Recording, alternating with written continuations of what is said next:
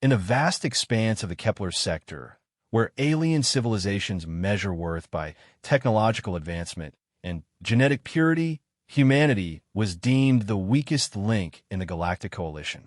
When a mining vessel, Prometheus 7, suffered catastrophic failure in the treacherous Abyssal Nebula, the coalition's response was swift and cold. Humans are expendable. Let the void claim them. But they underestimated something fundamental about the human spirit. In the crushing darkness of space, where even the most advanced alien species would perish within hours, one man would prove that sometimes the greatest strength comes not from perfected genetics or superior technology, but from the stubborn refusal to die quietly. Marcus Lyon Reeves, veteran of Earth's colonial wars and the sole survivor of humanity's most notorious military disaster, was about to show the galaxy why humans earned their nickname as the cockroaches of the cosmos, and why that was never an insult, but a promise. The warning klaxon screamed through the corridors of the Prometheus 7 like banshees announcing the end of times. Marcus Reeves pressed himself against the vibrating hull as another explosive decompression shook the massive mining vessel. Through the chaos, he could hear the distinctive chittering of the Zephyrian crew members and the harmonic wails of the crystalline Vorthan engineers as they abandoned their posts. All hands to escape pods. Reactor containment failing in T-8 minutes. The ship's AI announced in its maddeningly calm synthetic voice, even as the deck plating beneath Marcus's boots began to buckle from the immense gravitational stresses of the Abyssal Nebula. Marcus hauled himself hand over hand along the emergency guideline, his enhanced combat armor's servos whining under the strain. The Abyssal Nebula was notorious throughout the galaxy, a region of space where dark matter concentrations created gravitational anomalies that could crush even military-grade hulls like tin cans. Most species considered it a death trap, but the rare minerals found in its asteroid fields made desperate mining operations like this one barely profitable enough to attempt. He reached the main corridor junction where the evacuation was taking place, and immediately felt the familiar sting of species-based discrimination. The sleek Zephyrian pod bays were already sealed, their occupants jettisoned to safety. The Vorthan crystalline beings had retreated into their specialized environmental pods designed for their silicon-based physiology. The few Kethmori aboard, those hulking reptilian warriors, were boarding their own reinforced escape vessels. And there at the far end of the corridor sat the single human-rated escape pod, its access hatch sealed and launching sequence already initiated. "Hey!" Marcus shouted, his voice barely audible over the groaning metal and atmospheric venting. "Wait!" Through the pod's small porthole, he could see Chief Engineer Valderus, Zephyrian with the typical elongated skull and pale blue skin of a species.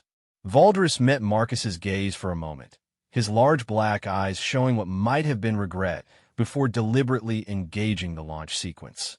The pod ejected into space, leaving Marcus alone on a dying ship. He stood there for several seconds, processing the reality of his situation.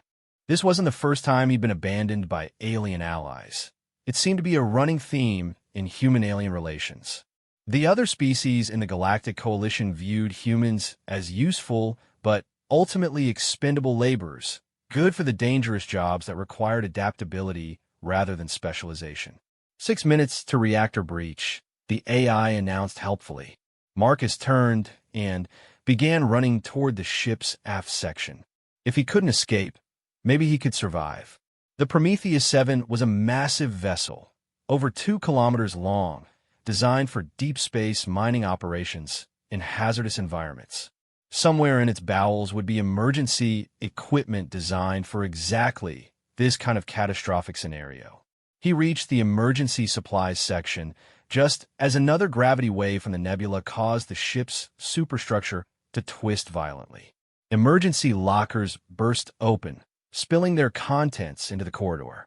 Marcus began grabbing everything he could carry: emergency rations, portable atmosphere generators, radiation shielding components, and, most importantly, an emergency beacon. 4 minutes to reactor breach. The ship's artificial gravity failed, sending Marcus and the supplies floating. He used his armor's magnetic clamps to anchor himself to a bulkhead and began stuffing everything into a salvage cargo container. His military training kicked in, the same survival instincts that had kept him alive during the Colonial Rebellion when his unit had been stranded behind enemy lines for 3 months. 2 minutes to reactor breach. Warning: catastrophic hull failure imminent. Marcus sealed the cargo container and began making his way to the ship's most heavily armored section, the mining equipment bay. The massive industrial machinery that would be built to withstand asteroid impacts and the crushing pressures of deep space mining. If anything could protect him from the reactor explosion, it would be the quantum drill assembly. He reached the bay and quickly assessed his options. The quantum drill itself was a massive cylindrical machine designed to penetrate the exotic matter found in nebula asteroids. Its housing was made of collapsed matter composites, materials that could theoretically withstand the pressure at the core of a gas giant. 1 minute to reactor breach. Marcus activated his armor's emergency protocols, flooding his system with combat stims and emergency nutrients. Then, he began the insane process of trying to jury-rig a survival shelter inside the quantum drill housing. He ripped out the drill's control systems, creating a small cavity just large enough for a human body, and began installing the portable atmosphere generator and radiation shielding. 30 seconds to reactor breach. He squeezed himself into the improvised shelter, his armor automatically sealing all joints and switching to internal air supply. Through his helmet's display, he could see the ship's hull beginning to glow as the reactor's magnetic containment field fluctuated wildly.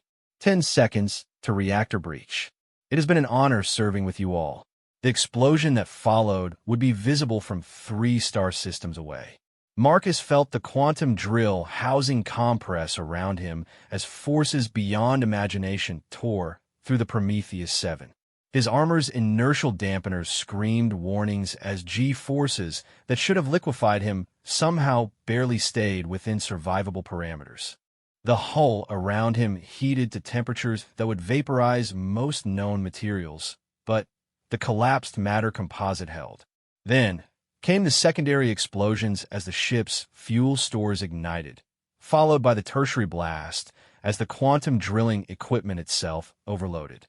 Each successive wave of destruction should have killed him, but somehow the makeshift shelter continued to protect him. When the chaos finally ended, Marcus found himself floating in the twisted wreckage of what had once been a mining drill, drifting in the hellish environment of the abyssal nebula. His armor's sensors painted a grim picture.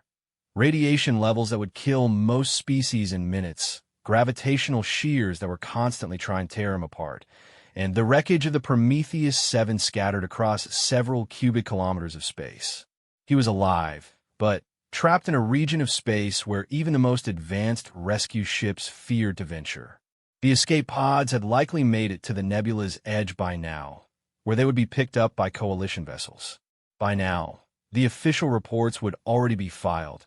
Human crew member presumed lost with vessel. Acceptable losses within operational parameters. Marcus activated his emergency beacon and began taking inventory of his supplies. The portable atmosphere generator had been damaged, but was still functional. He had maybe a week's worth of emergency rations and water.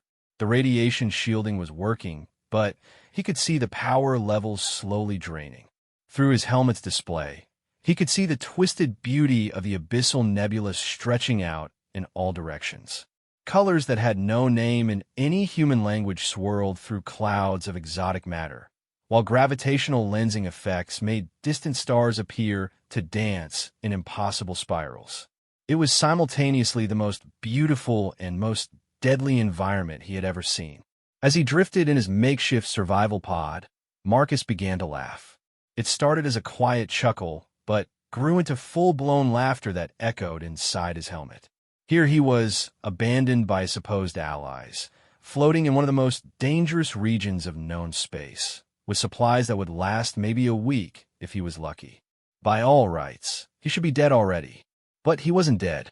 He was Marcus Lyon Reeves, veteran of a dozen impossible campaigns, survivor of the Titan Mines disaster, and the only human to ever receive a Coalition Medal of Valor.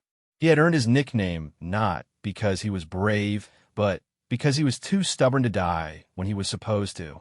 The emergency beacon continued its automated distress call, broadcasting on all Coalition frequencies. But Marcus wasn't waiting for rescue. He was already planning his next move. The Abyssal Nebula was filled with asteroid fields rich in rare minerals. Somewhere out there would be other mining operations, automated facilities, or supply depots.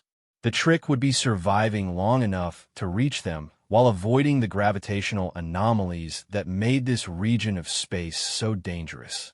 Marcus began using his armor's thrusters to orient himself toward the largest concentration of asteroid debris he could detect. If the Prometheus 7 had been mining here, there had to be something valuable nearby. And where there were valuable resources, there would be infrastructure. As he began his journey through the deadly beauty of the nebula, Marcus thought about the Zephyrian engineer who had looked him in the eye and then abandoned him. It wasn't personal. It was just the reality of human-alien relations in the Coalition. Humans were useful, but they weren't really considered equals. That was about to change. Marcus Reeves was going to survive this. He was going to find a way out of the Abyssal Nebula. And when he did, the galaxy was going to learn something important about the species they had written off as expendable.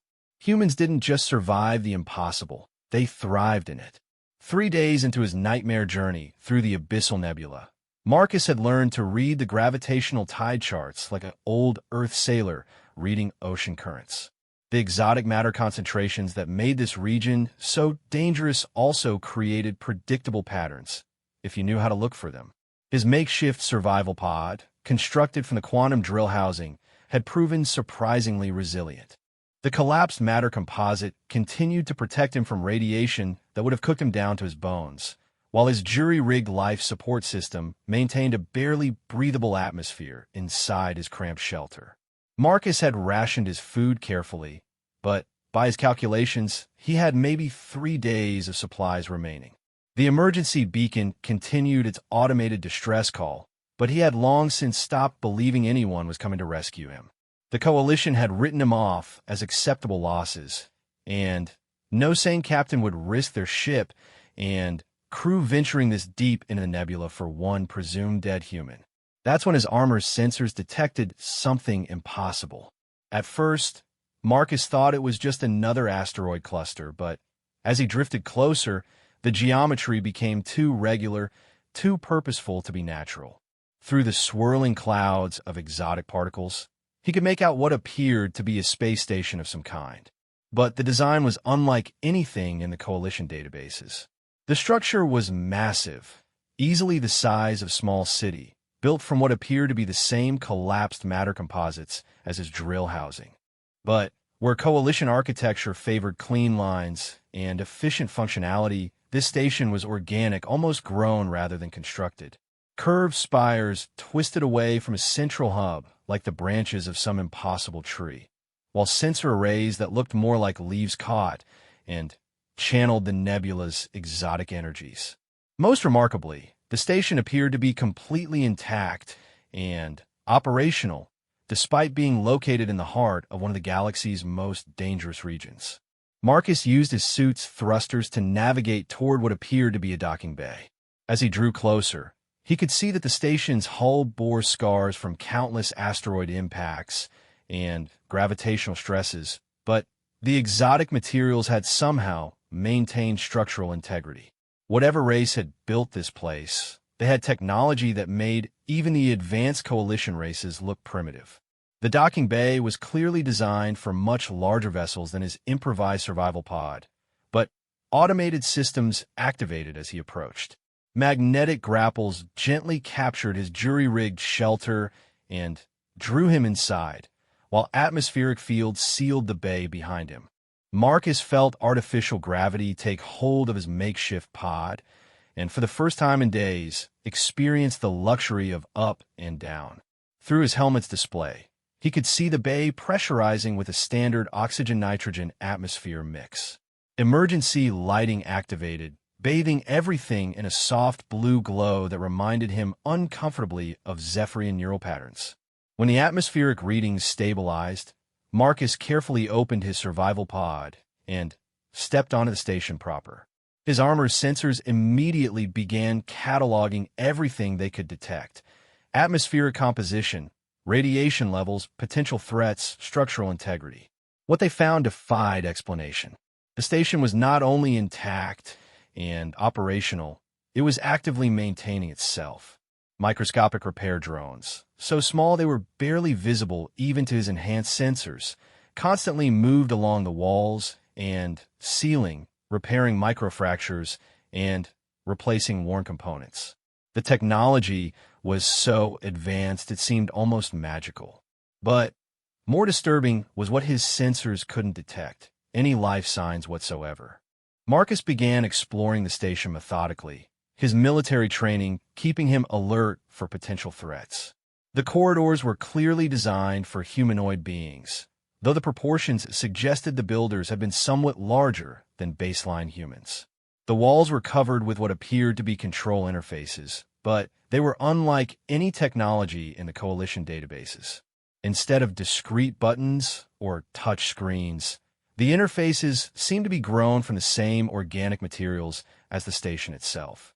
When Marcus approached, they would glow softly and project holographic symbols that shifted and changed as if responding to his presence. But he couldn't make sense of any of it. The first major discovery came when he found what was clearly a data storage center. The room was filled with crystalline storage matrices that hummed with barely contained energy. As Marcus entered, the crystals began to resonate, and suddenly, the air around him filled with holographic projections. At first, it was just incomprehensible alien symbols and mathematical equations. But then the system seemed to recognize that he wasn't one of its builders, and the displays shifted to something more basic: star charts, technical schematics, and what appeared to be historical records. Marcus spent hours studying the projections, his armor's AI working to decode and translate what it could. Slowly, a picture began to emerge of the station's builders and their fate. The station had been constructed by a race called the Architects, beings who had mastered technologies that allowed them to exist comfortably in environments that would kill any Coalition species. They had built a vast network of stations throughout the galaxy's most dangerous regions, using the exotic energies and materials found in places like the Abyssal Nebula to power their civilization. But something had gone wrong. The historical records showed a gradual decline, with station after station going silent as their populations mysteriously vanished. The final entries suggested that the Architects had discovered something in the deep void between galaxies, something that had terrified them so much they had chosen to abandon their entire civilization rather than face it. This station, designated as Sanctuary Point 7 in the translated records, had been one of the last to be evacuated. Its automated systems had been programmed to maintain the facility indefinitely, waiting for the return of builders who would never come back. Marcus found the station's central command center, a vast spherical chamber where holographic displays showed the status of systems throughout the facility. Most remarkably, he discovered that the station was equipped with what the records called a quantum foundry, a manufacturing system capable of creating any material or device from base elements using principles that human science was only beginning to understand. But the most important discovery was in the station's database regarding the nebula itself. The Architects hadn't just learned to survive in the Abyssal Nebula. They had learned to harness its exotic energies. The gravitational anomalies that made this region so dangerous were actually a source of nearly unlimited power if you knew how to tap into them safely. The station's foundry could create anything Marcus needed: food, water, advanced equipment, even a proper spacecraft.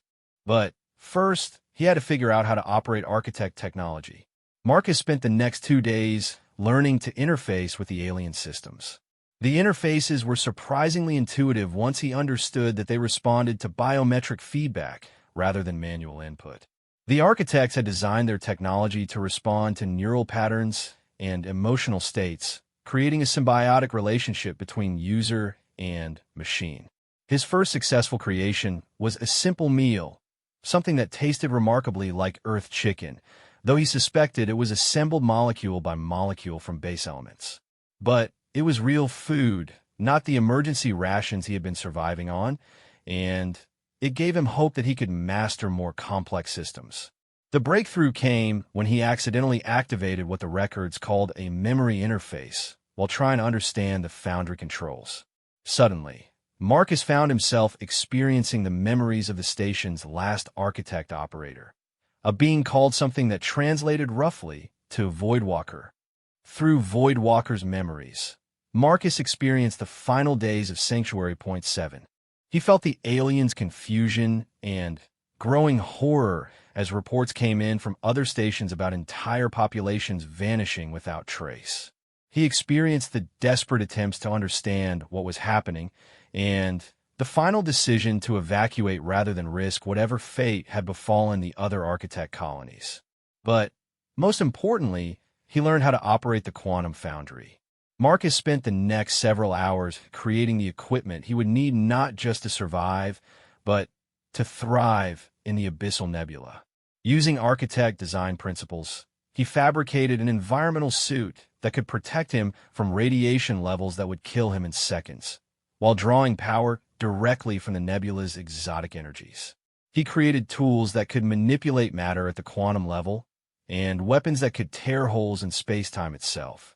But the most important thing he created was a communication array powerful enough to punch through the nebula's interference and reach the outside galaxy.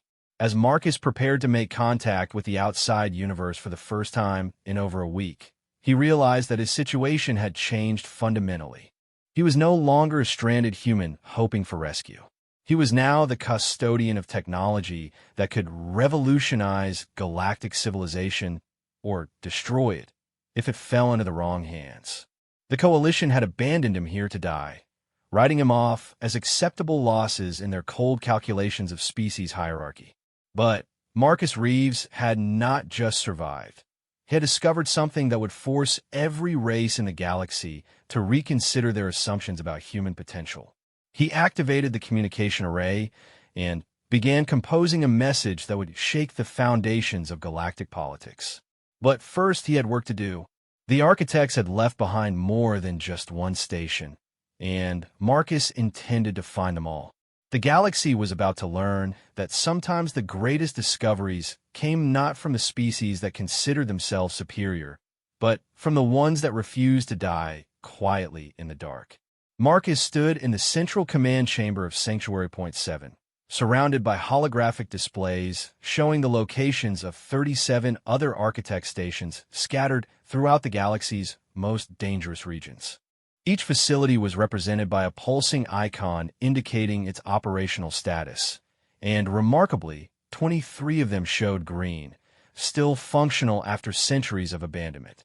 The quantum foundry had proven even more versatile than he had initially realized. Over the past week, Marcus had created not just survival equipment, but a complete mobile command center that interfaced seamlessly with the station's alien technology. His new environmental suit was a masterpiece of engineering that made Coalition military armor look like primitive cave paintings, while the neural interface crown he had fabricated allowed him direct mental access to the station's vast databases. But the most remarkable creation was the ship he had designed using architect principles combined with human engineering concepts. The vessel, which he had christened the Defiance, was unlike anything in Coalition space. Instead of fighting against the hostile environments of places like the Abyssal Nebula, it was designed to draw power from them, becoming stronger in the very conditions that would destroy conventional spacecraft. Marcus had spent days studying the architects' records, trying to understand not just their technology, but their philosophy. They had been a race of explorers and builders, pushing into the most dangerous regions of space, specifically because those environments offered unique opportunities for advancement. They hadn't seen hostile environments as obstacles to overcome, but as resources to exploit. It was a fundamentally different approach than the coalition species, who tended to terraform and adapt environments to suit their needs rather than adapting themselves to the environment. The architects had embraced the chaos and danger, turning it into strength. That philosophy resonated deeply with Marcus. Humans had always been the galaxy's ultimate survivors, the species that could adapt to any environment and thrive in conditions that would kill others. The Coalition had seen that as a useful, but ultimately inferior trait, but the architect record suggested it was actually humanity's greatest strength. Marcus activated the communication array he had built using architect technology, preparing to make his first contact with the outside galaxy since the Prometheus 7 disaster. But instead of calling for rescue, he was going to deliver an ultimatum. The message he transmitted was directed to Coalition Central Command, but he made sure it was broadcast on all major communication channels throughout known space. He wanted everyone to hear what he had to say. This is Marcus Reeves, formerly of the mining vessel Prometheus 7, transmitting from coordinates that your databases will show as the heart of the Abyssal Nebula. I am speaking to you from a fully operational space station built by a race that mastered technologies you can barely imagine, technologies that I now control. Marcus paused, letting that sink in before continuing. For too long, the Coalition has treated humanity as a useful but expendable resource. We're good enough to do the dangerous jobs, to go places where other species fear to venture, but we're not considered equals. That ends now. He gestured to the holographic displays around him, knowing that the communication array was transmitting not just his voice, but visual data as well. The architects left behind a network of 37 stations throughout the galaxy, each one containing technology that makes your most advanced systems look like stone knives and bearskins. I have access to manufacturing capabilities that can create materials and devices you've never dreamed of. I have weapons that can manipulate space-time itself, and shields that can withstand the crush of neutron stars. Marcus let that threat hang in the air before delivering his real message. But I'm not interested in conquest or revenge. I'm interested in respect. The Coalition will recognize humanity as an equal partner in galactic civilization, with full voting rights and technological sharing agreements. In return, I will begin sharing architect technology with all member races. He turned to face what he knew would be the primary display screen on any Coalition vessel receiving the transmission. You have 72 standard hours to respond with an official recognition of these terms. If I don't receive a satisfactory answer by that deadline, I will begin demonstrating exactly what architect technology is capable of, and I won't be targeting empty space. Marcus cut the transmission and leaned back in his command chair. He knew that the Coalition's initial response would be skepticism, followed by attempts to either retrieve or destroy him. They wouldn't believe that a single human could pose a real threat to galactic civilization, regardless of what technology he claimed to possess. They were about to learn otherwise. Within hours of his transmission, Marcus detected the first Coalition response. A battle group led by the heavy cruiser Sovereign's Pride had entered the outer edge of the Abyssal Nebula, along with what appeared to be a Kethmori assault ship and a Zephyrian science vessel. It was an impressive force, representing the military might of 3 major Coalition species. It was also completely inadequate for the challenge they were about to face. Marcus used the station's sensor arrays to track the approaching fleet. He could see them struggling against the nebula's gravitational anomalies, their shields failing as exotic radiation battered their hulls. The Kethmori assault ship, despite its heavy armor, was already showing signs of structural stress. But Marcus wasn't interested in simply watching them die in the nebula's hostile environment. He wanted them to understand exactly what they were dealing with. Using principles he had learned from the architect databases, Marcus began manipulating the exotic matter concentrations around the approaching fleet. The gravitational anomalies that had been randomly scattered throughout their path suddenly organized themselves into a clear corridor leading directly to the station. From the Coalition ship's perspective, it would appear that the nebula itself was reshaping reality to accommodate them. It was a demonstration of power that no known technology could achieve. The fleet's commander, a Vorthan named Crystal Song of Deep Waters, sent a transmission as soon as they realized what was happening. Unknown station. This is Coalition Battle Group Talon requesting immediate explanation of the environmental manipulation we are observing. By what authority do you control spatial anomalies in this region? Marcus smiled as he prepared his response. The Vorthan military caste were among the most arrogant in the Coalition, absolutely convinced of their technological and genetic superiority. Crystal Song would be a perfect test case for his new diplomatic approach. Battle Group Talon, you are approaching Sanctuary Point 7 under the authority of the Architect Accords, as ratified by the sole human inheritor of their technological legacy. You are permitted to dock at this station for the purpose of formal negotiations regarding humanity's new status within the galactic community. Marcus paused before adding the verbal equivalent of a missile lock. Any attempt to take hostile action against this station will result in the immediate demonstration of defensive capabilities that your sensors cannot detect and your shields cannot stop. Please acknowledge your understanding of these terms. There was a long pause before Crystal Song responded, and Marcus could hear the barely controlled fury in the Vorthan's harmonic voice. Human Reeves, the Coalition does not recognize any claim of technological inheritance, nor do we negotiate with individuals who make terrorist threats against lawfully constituted government vessels. You will surrender immediately for debriefing and processing, or we will take you into custody by force. Marcus had expected this response. The Coalition's arrogance ran so deep that they literally couldn't conceive of a scenario where a single human could pose a real threat to their military forces. It was time for a practical demonstration. Using the station's gravitational manipulation systems, Marcus created a focused tidal effect directly beneath the Keth Mori assault ship. The vessel, which had been designed to withstand direct hits from antimatter weapons, suddenly found itself being stretched and compressed by forces that operated outside normal space-time. The effect lasted only 3 seconds, but it was enough to cause massive structural damage without actually destroying the ship.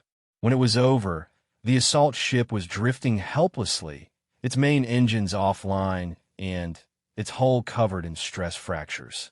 Marcus opened a communication channel to the entire battle group.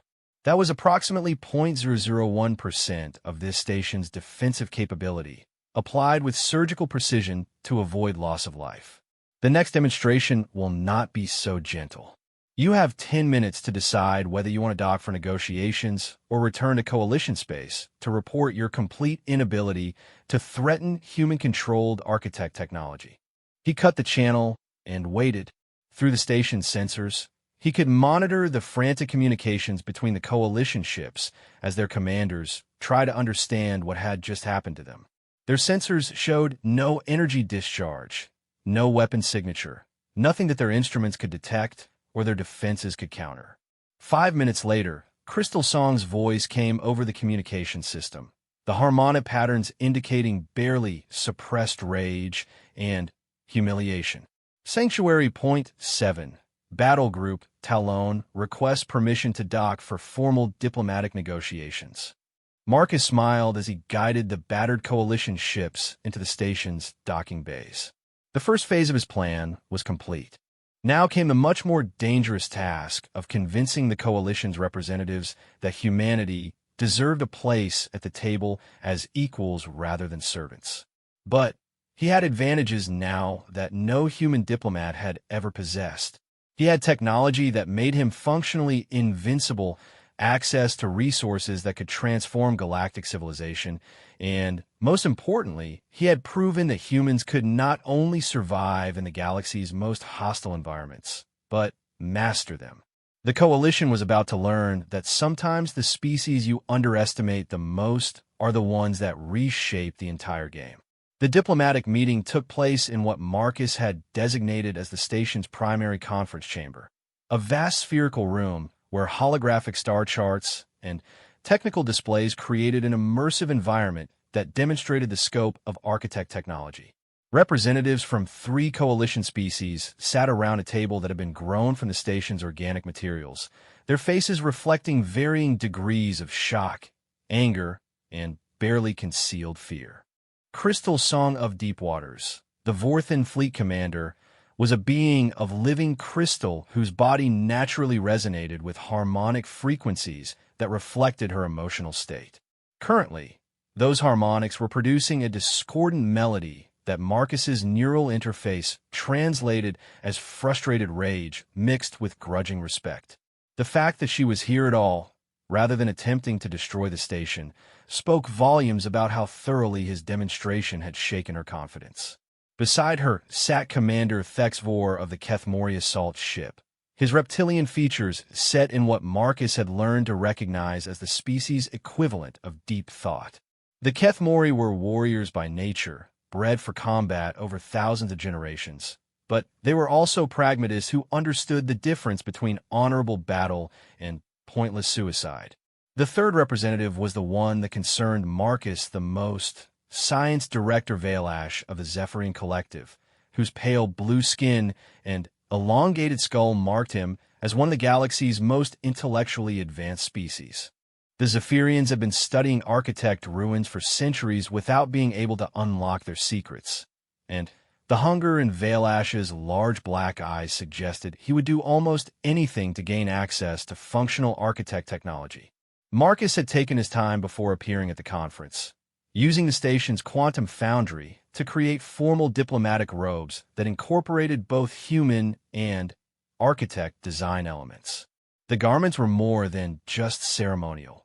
They contained technology that made him effectively immune to most known forms of attack, while projecting an aura of authority that even coalition diplomats couldn't ignore.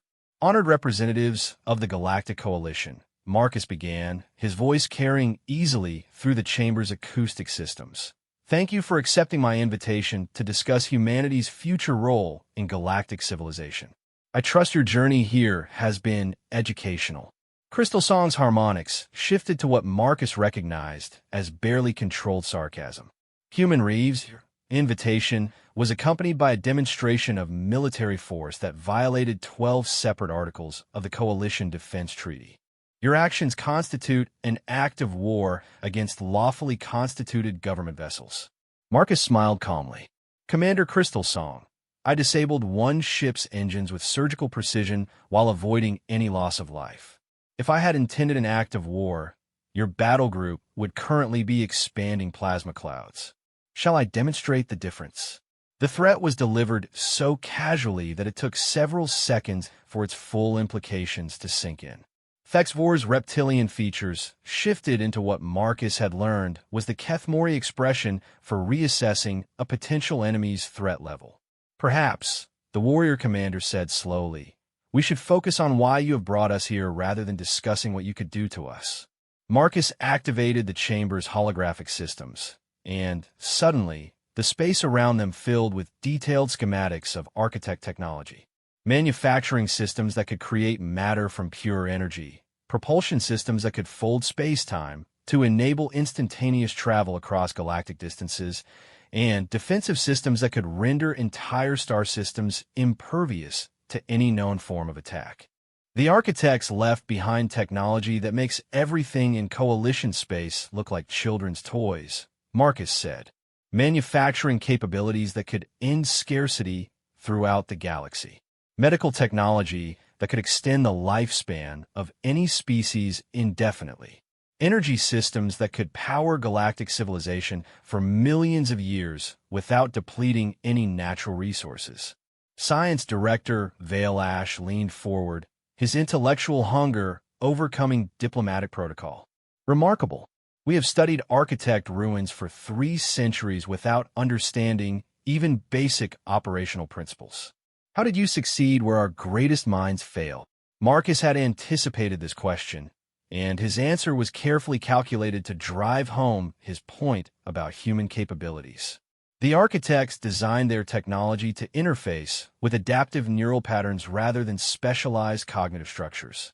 Your species have evolved highly optimized mental architectures that excel at specific types of processing, But human neuroplasticity allows us to interface directly with systems designed for cognitive flexibility rather than specialization. The implication was clear: human mental adaptability, often dismissed by other species as intellectual inferiority, was actually the key to unlocking the galaxy's greatest technological treasure trove. Crystal Song's harmonics shifted to skeptical inquiry. And you propose to share this technology with the Coalition in exchange for recognition of human equality? What guarantees do we have that you will honor such an agreement? Marcus gestured to another set of holographic displays showing the locations of the 37 architect stations throughout the galaxy. Because I don't need to bargain from weakness. I control technologies that could reshape galactic civilization, but I'm not interested in ruling an empire. I want partnership, not dominance. Fexvor studied the star charts with a warrior's eye for strategic positioning.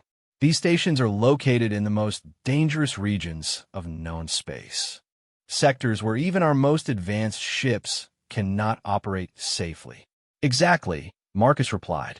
The architects built in environments where other species cannot follow, which means I can offer you access to resources and technologies that would otherwise remain forever beyond your reach. But I want something more than just recognition. He activated another display, showing detailed plans for what he called the Human Integration Protocol.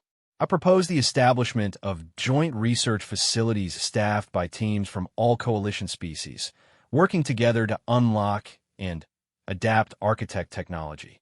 Humans will serve as primary interfaces with architect systems, while other species contribute their specialized expertise to specific applications. Science Director Vale Ash was practically vibrating with excitement. The research possibilities alone would advance our understanding by centuries. But the political implications are exactly what need to change, Marcus interrupted. The current coalition structure treats humans as useful, but inferior partners. That model has to end if we're going to work together on this level. Crystal Song's harmonics shifted to what Marcus had learned to recognize as deep consideration. The Vorthen were among the most politically sophisticated species in the galaxy, and she was clearly thinking through all the implications of what Marcus was proposing. You understand that what you're asking would require fundamental changes to coalition governance structures. Human worlds would need full voting rights, technological sharing agreements, and equal representation in all major decisions. The political resistance from established species hierarchies would be enormous. Marcus nodded. Understand. But I also understand that the alternative is watching humanity develop this technology independently while the coalition gets left behind. How long do you think it would take for human colonies to start attracting defectors from other species once word spreads about what we can offer? That threat hit home in ways that military demonstrations couldn't. The coalition depended on maintaining the loyalty of member species through a combination of shared benefits and carefully managed hierarchies. If humans could offer dramatically superior technology and living standards, the entire political structure would collapse within decades. Fexvor asked the question that Marcus had been waiting for. What about weapons? The technologies you've shown us could be used to create armaments that would make current military forces obsolete. Marcus had spent considerable time thinking about this aspect of architect technology. The records were clear that the architect had possessed weapons capable of devastating entire star systems, but they had also been a peaceful species that used such weapons only for defensive purposes. The architect approach to military technology was based on defensive dominance rather than offensive power projection, Marcus explained. Their weapons were designed to make attacking them pointless rather than to facilitate conquest. That's the model I propose we follow. He activated another set of displays showing defensive installations that could protect entire star systems while being useless for offensive operations. Imagine coalition space where every member world is protected by shields that can stop any conceivable attack, where every trade route is secured by automated defenses that make piracy and invasion impossible. The architect had achieved perfect security without needing to project military force beyond their own territories. Science Director Vailash was studying the defensive system schematics with growing amazement. These designs, they're using the same exotic matter manipulation we observed during your demonstration. You're talking about defensive systems that operate outside normal space-time. Exactly, Marcus confirmed. The Coalition could achieve perfect security for all member species while eliminating the military competition that currently drives so much political tension. Crystal Song's harmonics shifted to what Marcus recognized as careful diplomatic inquiry. And what happens to current military hierarchies if defensive systems make traditional armed forces obsolete? It was a shrewd question that got to the heart of how radically Marcus's proposals would change galactic civilization. The Kethmori in particular had built their entire culture around military excellence, while species like the Vorthins used technological superiority to maintain political dominance. Military forces would transition to exploration and scientific roles, Marcus said. The galaxy is vast, and there are still countless mysteries to solve. The architects themselves vanished for reasons that aren't clear from their records. Shouldn't we be trying to understand what happened to them? That observation created a moment of silence, as all three representatives considered the implications. The architects had possessed technology that made them essentially invincible, yet something had frightened them enough to abandon their entire civilization. Fexwar voiced what they were all thinking. If the architects were so advanced, what could have made them abandon everything they had built? Marcus activated the final set of holographic displays, showing the incomplete records from the architect databases about their final days. That's what we need to find out. And we need to do it together, as equals, before whatever drove them away comes looking for us. The conference chamber fell silent as the three coalition representatives absorbed the full scope of what Marcus was proposing. He wasn't just offering them access to architect technology. He was warning them about a threat that had been powerful enough to terrify the galaxy's most advanced civilization. Crystal Song was the first to speak, her harmonics reflecting a mixture of determination and apprehension. Human Reeves, if what you're suggesting is true, then the political structures of galactic civilization are the least of our concerns. Marcus nodded grimly. Exactly, which is why we need to start working together now, as partners, before we run out of time. 6 months after the first diplomatic meeting at Sanctuary Point 7, the galaxy had changed in ways that no one could have predicted. The Human Integration Protocol had been ratified by the Coalition Council after intensive negotiations that had required Marcus to demonstrate architect defensive systems protecting 3 different worlds from staged attacks. The sight of planetary shields that could absorb the full firepower of Coalition battle fleets without showing any sign of strain had convinced even the most skeptical representatives that humanity's new position was based on capability rather than threats. Marcus stood in the central command chamber of what was now designated as the Architect Research Consortium, watching as teams of scientists from 7 different species worked together to unlock technologies that had been dormant for centuries. The joint research facility had been established using a modified architect station design, with specialized sections adapted to the environmental needs of each member species. But the real breakthrough had come when they activated the deep space sensor arrays that the architect had built into their network of stations. What those sensors revealed had transformed the entire conversation about galactic security and humanity's role in the Coalition. The galaxy was not alone. The architect records had only hinted at the threat that had driven them to abandon their civilization, but the sensor data painted a much clearer picture. Approximately 50,000 light-years beyond the galactic rim, something was moving. Something vast, artificial, and heading directly toward their spiral arm with purposeful intent. Dr. Sarah Chun, the lead human researcher on the project, approached Marcus with the latest analysis. She was one of the first humans to successfully interface with architect neural technology, her adaptable cognitive patterns allowing her to process information in ways that amazed their alien colleagues. Marcus, we've got the preliminary results from the deep field analysis, she said, her expression mixing excitement with deep concern. You need to see this. The holographic displays around them shifted to show a three-dimensional map of the galaxy, with the approaching threat clearly marked. What they were looking at defied easy categorization. It appeared to be a fleet of vessels so massive that each individual ship was larger than most star systems. The architects called them the Devourers, Dr. Chun explained. Based on the records we've been able to decrypt, there's some kind of machine intelligence that consumes entire civilizations to fuel their expansion.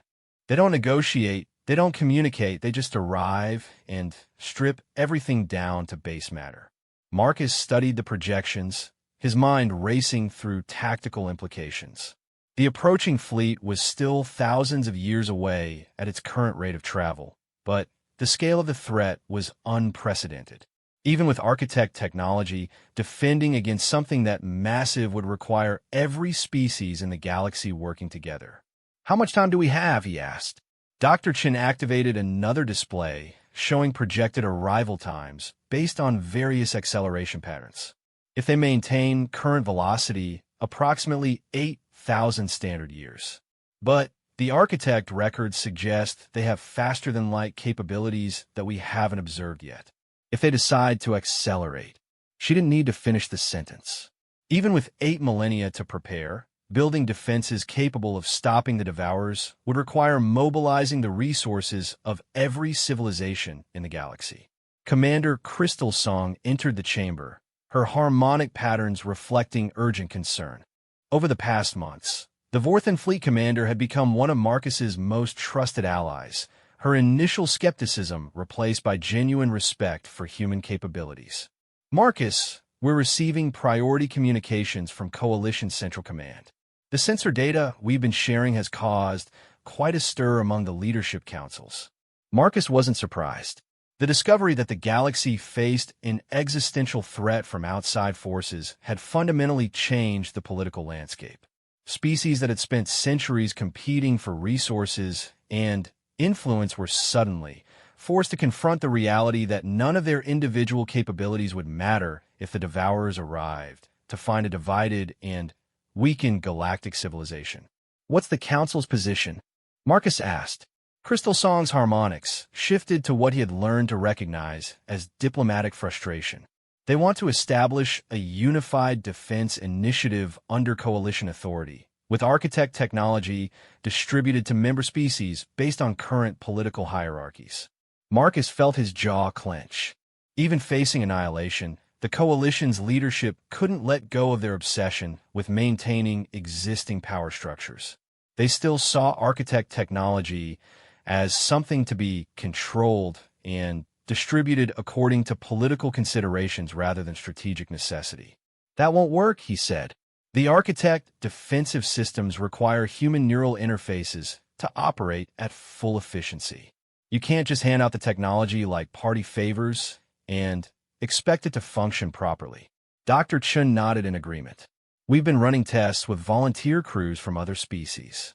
They can learn to operate basic architect systems with extensive training, but the advanced applications require the kind of cognitive flexibility that seems to be unique to human neural architecture."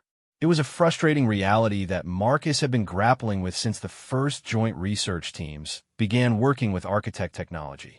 Other species could use simplified versions of architect systems, but the truly powerful applications, the ones that would be necessary to stop the Devourers, required human operators.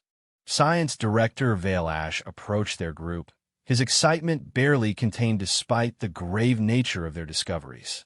"Marcus, we've made a breakthrough with the manufacturing systems.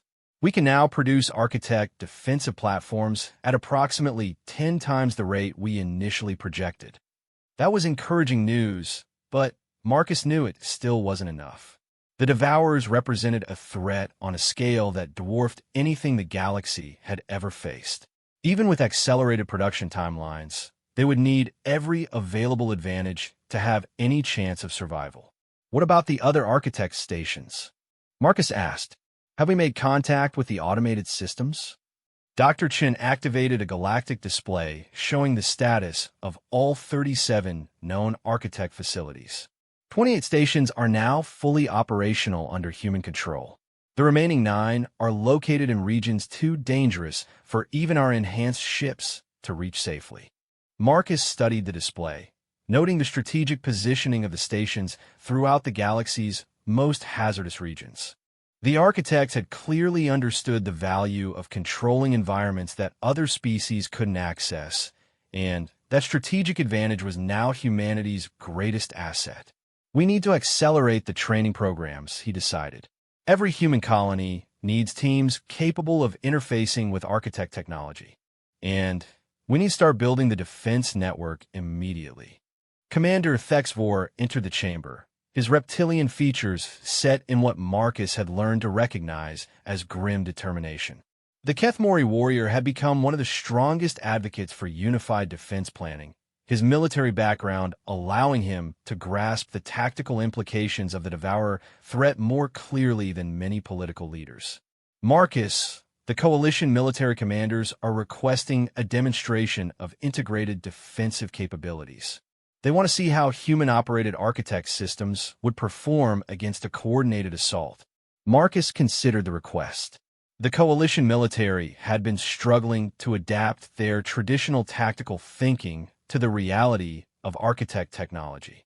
Their entire strategic doctrine was based on mobile fleet actions and territorial control, concepts that became largely irrelevant when defensive systems could protect entire star systems from any conceivable attack. Set up the demonstration, Marcus decided. But make it clear that we're not just showing off human capabilities. We're demonstrating what galactic civilization could achieve if we work together. The demonstration took place in the Kepler sector, where the original Prometheus 7 incident had occurred. Marcus had chosen the location deliberately, as a reminder of how the current crisis had begun with the Coalition's willingness to abandon a human crew member to certain death. A combined fleet representing every major Coalition species assembled to test their capabilities against a modified architect defensive platform operated by a human crew. The attacking force included the most advanced warships in Coalition space, equipped with weapons that could crack planets, and shields that could withstand direct hits from stellar cores. The defensive platform, manned by a team of 12 human operators led by Dr. Chun, was a modest installation roughly the size of a space station. By conventional standards, it should have been overwhelmed within minutes by the massive fleet arrayed against it. Instead, the battle was over in 30 seconds. The human-operated architect systems created gravitational anomalies that prevented the Coalition ships from maintaining formation, while exotic matter fields rendered their most powerful weapons completely ineffective. The defensive platform didn't just survive the assault. It could have destroyed the entire fleet without suffering any damage whatsoever. But, more importantly, the demonstration showed how human crews could coordinate defensive systems across multiple installations, creating overlapping fields of protection that could shield entire sectors of space. It was a capability that no other species had been able to replicate, despite months of intensive training.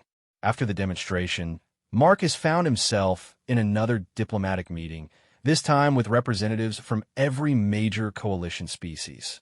But the tone was very different from that first tense encounter at Sanctuary Point 7. "Human Reeves," said Chancellor Mordun of the United Kethmori clans, "your species has proven its capabilities beyond any reasonable doubt. What do you propose we do about the Devourer threat?" Marcus activated a holographic display showing his proposed defense network, a galaxy-spanning system of interconnected architect installations, all operated by human crews, but supported by the industrial and scientific capabilities of every Coalition species. "We build a fortress around our entire galaxy," he said. "Not just defensive installations, but manufacturing centers, research facilities, and exploration platforms that extend our capabilities into regions of space we've never been able to access before." Dr. Chen added her analysis to the presentation. "The architect technology allows us to establish permanent installations in environments that would kill conventional equipment in minutes. We can build bases inside stellar cores, manufacturing centers in the hearts of nebulas, and research stations in the event horizons of black holes. Science Director Vale Ash was studying the projected network with obvious amazement. The resource extraction capabilities alone would increase galactic industrial capacity by several orders of magnitude. Marcus nodded. The Devourers forced the architects to abandon their civilization, but they never tried to build a unified defense. Each architect installation operated independently, which made them vulnerable to being overwhelmed piecemeal.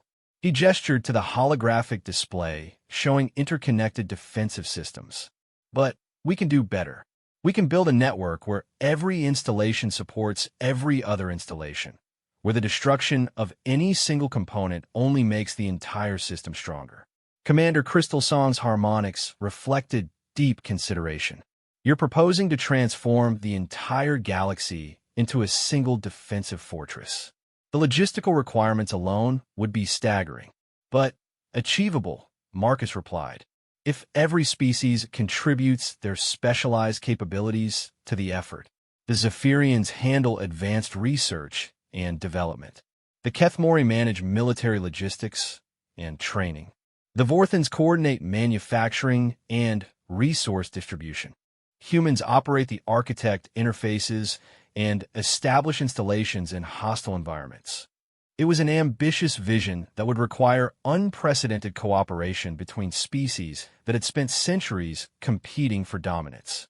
But it was also the only plan that offered any realistic hope of surviving the Devourer threat. Chancellor Mordun spoke for all the representatives when he said, "Human Reeves, 6 months ago, your species was considered a useful but expendable component of galactic civilization. Today, you're proposing to lead the defense of our entire galaxy against a threat that destroyed the most advanced race we've ever encountered." Marcus stood and faced the assembled delegates, his expression reflecting the determination that had kept him alive in the depths of the Abyssal Nebula. 6 months ago, you left me to die in space because you saw humans as acceptable losses. Today, I'm offering to use the technology one found there to save every life in the galaxy. That's not irony, that's humanity. We don't abandon people when things get difficult, and we don't give up when the odds are impossible. He activated the final display, showing the current status of human-operated architect installations throughout the galaxy. The Lion doesn't survive because it's the biggest or the strongest or the smartest. It survives because when everything else runs away from danger, it turns toward the threat and roars its defiance. The galaxy is about to learn why they call me Lion and why humanity deserves to stand as equals among the stars. The vote to approve the Galactic Defense Initiative was unanimous.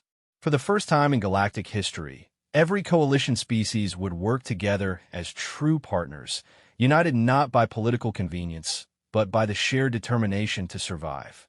And leading them into the darkness between the stars would be the species they had once written off as expendable, the humans who had proven that sometimes the greatest strength comes from refusing to die quietly in the dark.